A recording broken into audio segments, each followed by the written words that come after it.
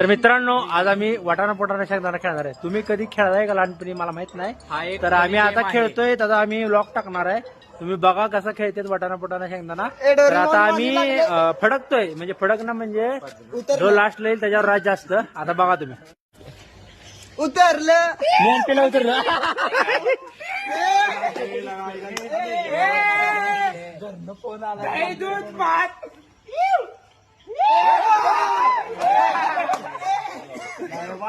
कोण उतरलंय तो उतरले.